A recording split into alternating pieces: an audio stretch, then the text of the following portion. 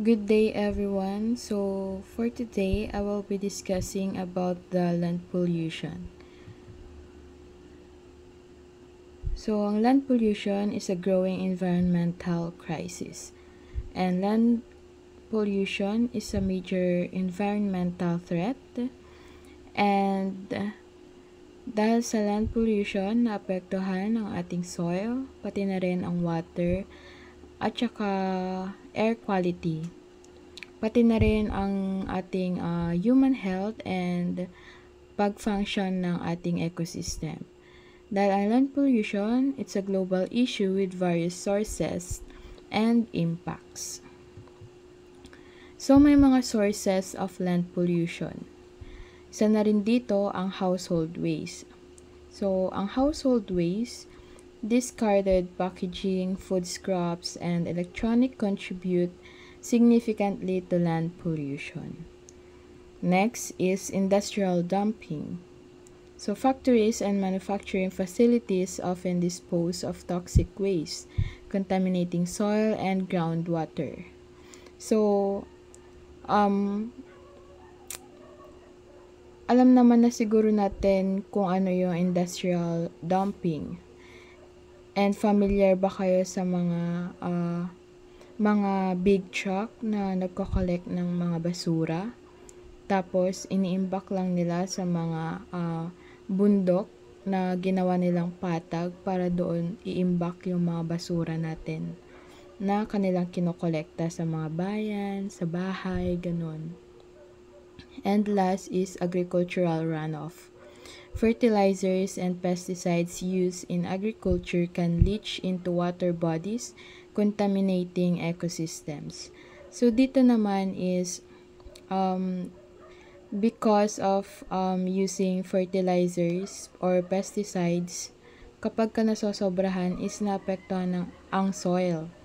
So, nagkakaroon siya ng water flow, tapos nagiging malambot yung lupa lalo na sa mga palayan. So, naapektuhan kaya hindi nagiging healthy yung soil. Next, the environmental impact of land pollution. Una na rito is yung soil degradation. So, landfills and industrial waste can deplete soil nutrients, leading to reduced crop yields. So, dito is dahil sa environmental impact ng land pollution is nagdadry or nagka-crack yung mga soil, which is hindi na sila nakakasipsip ng nutrients. So, ganito yung nagiging impact ng ating mga soil. Next is ecosystem disruption. So, contaminated soil and water affect wildlife, leading to habitat loss and species decline. So, addressing land pollution. We are familiar naman siguro sa 3 R's, diba? Which is yung reduce, reuse, recycle. So, una is reduce. So, minimizing waste generation by purchasing less and choosing products with minimal packaging. So, dito, reduce or bawasan natin yung paggamit ng mga plastic bottles, mga plastic bags, ganun, para sana is mabawasan yung impact ng land pollution. So, next is reuse. So, finding alternative uses for items instead of discarding them. For example, using reusable bags and containers. So, dito naman sa reuse, instead of gumamit tayo ng plastic bags, why not gumamit tayo ng mga paper bags, ganon, yung eco bags. And sa plastic bottles naman, gumamit na lang tayo ng mga reusable containers para maiwasan natin yung puro tapon na lang kung saan-saan. And last is recycle. So properly separating recyclable materials, ensuring their proper processing and reuse. So dito, for example na lang is yung mga big cans or big plastic bottles. Why not i-recycle natin sila na gawing basurahan or pagtaniman ng mga halaman, ganon, or gulay, pwede rin. At least, na-reuse natin or na-recyclable natin yung mga patapon na sana ng mga plastics. So, dito naman, innovative solutions. So, dito, waste to energy. So, transforming waste to energy reduce resources, reducing landfill dependence, and promoting sustainability.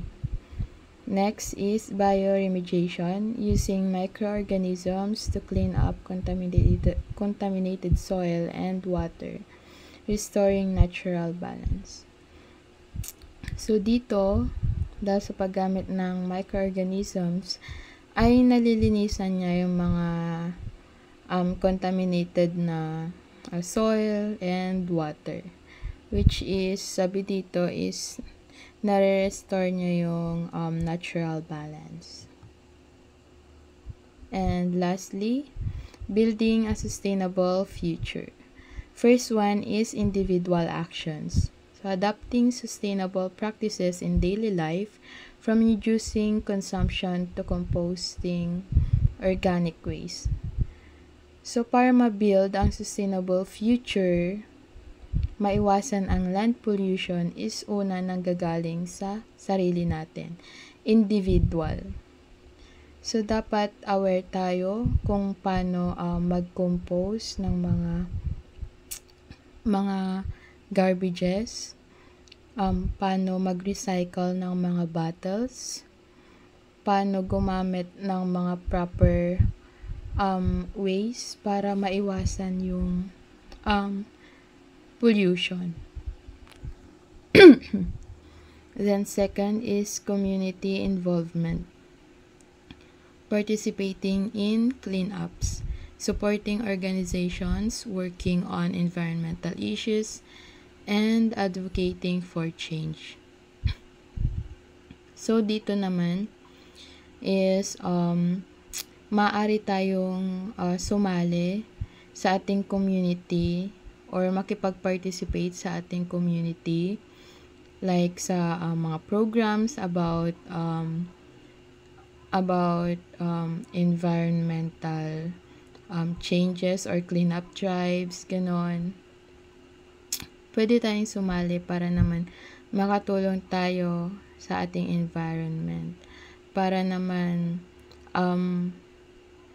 may pagbabago or ma-advocate natin ang pagbabago sa ating environment.